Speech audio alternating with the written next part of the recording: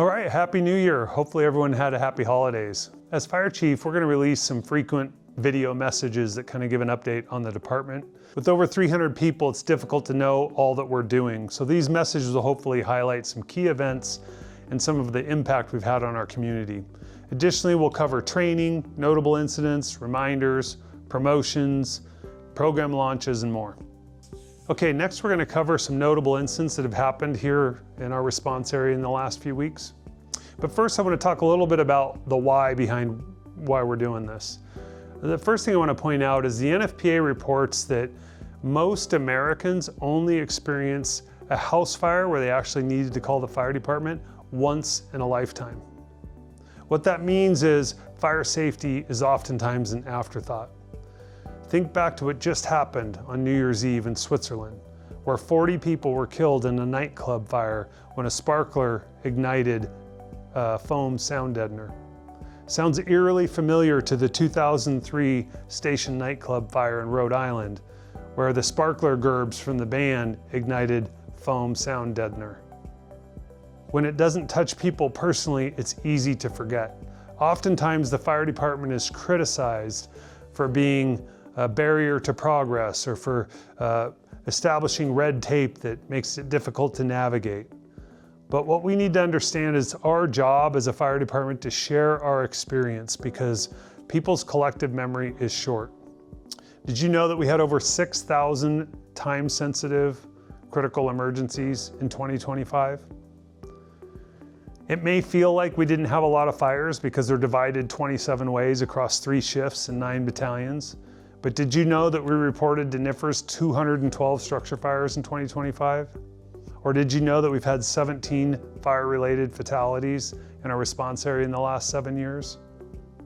Again, it doesn't seem like we have a lot day in and day out, but when we look at it together, it's imperative that we share our story and we explain to our taxpayers and our elected officials what they're getting for the $82 million that they invest in us.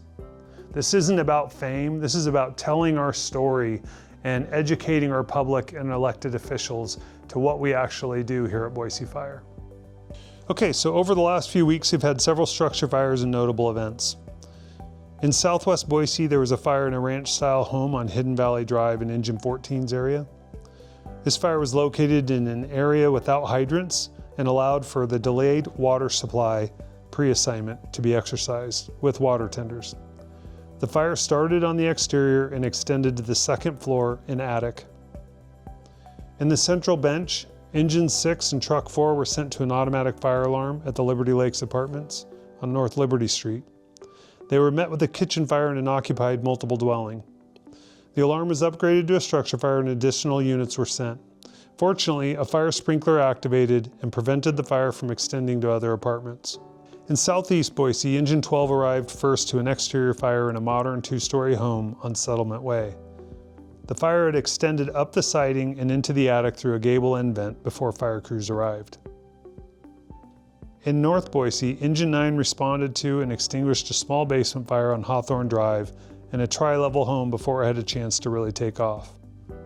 In West Boise, Engine 11 arrived to a medium-sized detached shop fire on Marlinwood Drive. They were able to extinguish the fire with extensive trucky saw work provided by Truck 4. Other notable responses included a confined space rescue of a construction worker that fell down a 24-inch vertical pipe about 20 feet at the city's Lander wastewater treatment facility. There was a private plane crash in the area of Orchard and Wright just off the Boise International Airport property. And finally, on New Year's Eve, crews responded to a vehicle that went off the Veterans Memorial Parkway Bridge into the woods adjacent to the Boise River. The driver was seriously injured in the crash. Fortunately, her young daughter only received minor injuries. But the driver did require extrication to be removed from the SUV so that she could be emergently transported to the St. El's Trauma Center. But I want to focus and prioritize on 3 key areas. One is wellness, the second one is funding, and the third one is innovation. When I talk about wellness, we're not just going to be looking out for active members, but we're also going to be looking out for our retirees. We want to be able to support our members by activities like the Firefighters Ball, the annual picnic, the Union Spring Fling, and monthly retiree table talks.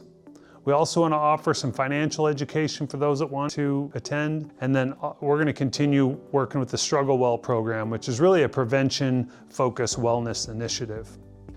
When I talk about funding, we're trying to identify ways on how we can maximize and enhance our resources to be able to improve our staffing, training, and response efficiency.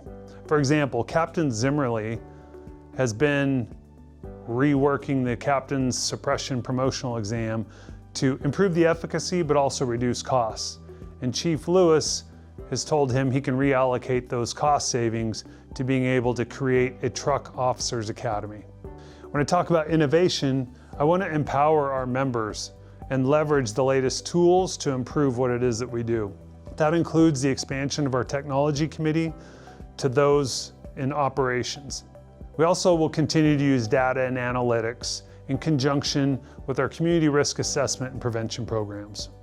So for our January update and training, I just want to share that we've had multiple offerings of an instructor methodology class that was created here by Captain Chad Kane, and we've had really good feedback on that. We really want to give our officers an opportunity to not only know how to deliver a lesson plan, but really to be able to organize to be effective as a leader and mentor. Also in the training space, we're getting ready to roll out our incumbent training at the end of January, which fortunately Chief Lewis was able to secure the ability for us to do some live fire training at the multiple strip malls out at the old Boise factory outlet that's getting demolished. Pretty rare, once in a career opportunity. Our truckies have already been taking advantage of getting some laddering and saw work done. Next, if you haven't seen it, The Secret List sent out a video documentary produced by the Los Angeles City Fire Department. And this video is called My Last Dying Breath. It chronicles multiple near-miss incidents and interviews the members that were involved so that they could share the lessons that they learned. That video will be linked to our Inside page and also is included in the email we're sending out to retirees with this video message. Next, I want to congratulate some of our members that were promoted. First, Battalion Chief Greg Ramey, thank you for stepping up and accepting a special detail as the Division Chief of Operations. Chief Bolin is leading the process of selection for our next DC of Operations. The announcement went out last Wednesday, the 7th, and he's hoping to have the position filled in early March. Next, I want to congratulate Battalion Chief Brian Simpson and Captains Ed Schoenberger, Ethan Danielson, Rob Miller, and Josiah Nebaker. Okay, let's talk a little bit about the larger fire department vision by talking about the Master Strategic Plan. Our strategic plan is updated every year and can be found on the Inside page. And if you look at that, there's a visual table on page 6 that illustrates from 2026 to 2036 some of our proposed core needs. This allows you to be able to have a glimpse into the future for staffing, facilities, major equipment, and fleet. Now, this doesn't mean that the budget is allocated, and it doesn't mean that the timelines won't shift, but it gives you a little bit of an idea to see what our work plan is that drives our tactical reports. Next, we're going to share some stories about some of our incredible members and their backgrounds. It's difficult to know everybody at a deep level with over 300 people in the organization. So we're going to take a minute to try to feature somebody in each episode. And the first person we're going to start with is recently retired firefighter Tom Ritten from Ladder 5. I've been at Station 5 for 19 years. I'm pretty sure I'm the longest one. Yeah, there's been quite a few others that have been here for a while, but I think I've got the current record for being here the longest. Yeah, kind of an oddity, so I like it here. It's a great community here. We're kind of like our own little world here, but I like to be busy. There's always something going on, and it's always just kind of been my home away from home. But some of the things that I always say is like one thing that I like about this job is that we have part of every job in our job. So some days you're a doctor, some days you're a plumber, some days you're a janitor, some days you're a firefighter. And so there's just part of every job that's involved in our job, and not knowing what we're gonna do on any given day is nice. This is a great job. I would do this for free, but I earn all of my money on a handful of calls a year. And those are the calls that are like really dangerous, or I have to see something that nobody should have to see. Yeah, I think it's good to have your mind in different areas, like when I'm not at work. For me, I definitely like to take a little bit of a break mentally, a little bit, and be able to get away and, recreate and do some other fun stuff too. My junior year in high school, and decided to go to Venezuela as a foreign exchange student. My host brother said, "Hey, get dressed, we're going to a party." And I'm just being there a wallflower, not really known that, but I knew that the music was moving me, and I really liked it, but I didn't know how to dance, and I was like, this is pretty cool. So I got hooked on it and wanted to get better, and that never stopped and just kept on going. So I kind of got thrown into the instructor part and the DJ part of it, kind of by accident, forced into it. I was like, I really kind of like this DJ side of it too, and getting into the art of DJing and playing with turntables and all that stuff. A big part of my life. I have an RV coming as kind of my retirement gift, so I'm going to do some more RV trips and go explore parts of the U.S. for sure, and not be in a hurry to get somewhere quick and go explore, hang out. What's the kind of split between being excited to retire and being sad to leave your crew? Yeah, the sad part is hanging out with the gang here, so that's what I'm definitely going to miss. I feel like as my career has progressed, I've gotten to the point where it's like I feel like I've fought a lot of fire. I've gotten the experience. I've been on some very interesting calls, and so that part of it I may not miss that much, but just hanging out at the kitchen table, where that's the important part. And I always like tell our probies, like they want to get up and clean dishes right after dinner's done.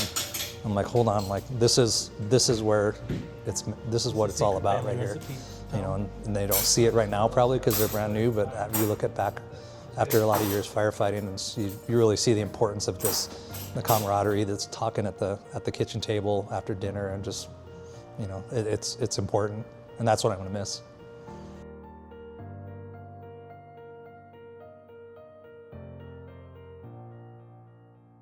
Okay, next we're going to share a brief recap of the impressive rescue that 2 of our technical rescue divers performed in Hawaii County in partnership with the Idaho Army National Guard and their helicopter with hoist capabilities.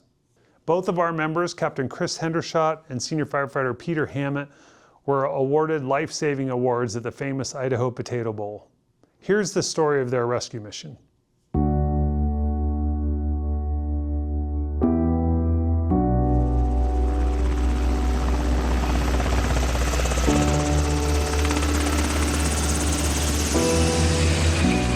I do remember coming over that rim in the helicopter and looking out the window and being kind of like, it's time to go to work. This is serious stuff.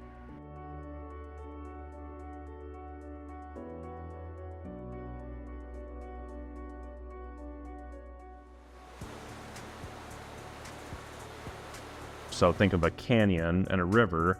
It has box features, so both sides of the river are very steep, and there's nowhere to land a helicopter in the canyon. And so they can utilize their hoist to vertically lower and raise personnel to where helicopters can't reach. The rescue itself was pretty straightforward with high consequences. It was pretty unforgiving. We ended up going upstream about 100 yards. I went out, got lowered to the riverbank and called for Chris with some rope equipment.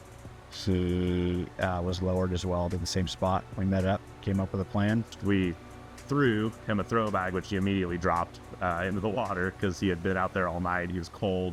He had no manual dexterity left.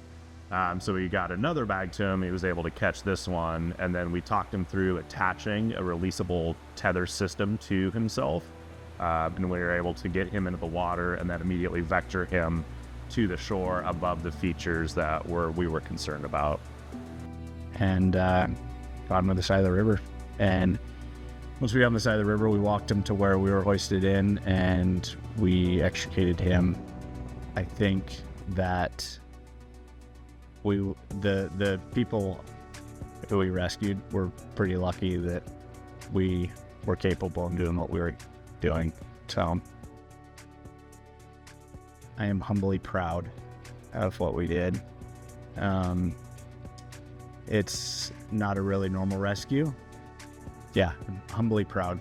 It's not something that is expected of us in a normal course of duty.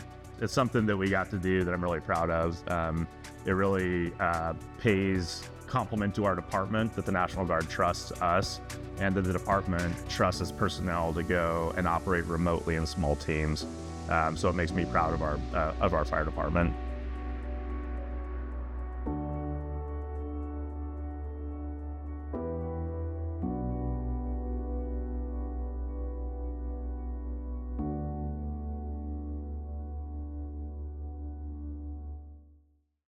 And finally, this is being recorded prior to our Firefighters Ball and 150-year celebration, but I'm confident we'll have a good night that night. There's been almost 300 tickets sold to the event. I'm really looking forward to having an opportunity to really visit and connect with some of our active retired members and spouses. And if you ask our retirees, they will all tell you, it's not the calls they miss, it's the personal connections. So I want to personally thank you for your willingness to grow and to be with us in this journey as we serve our community at Boise Fire.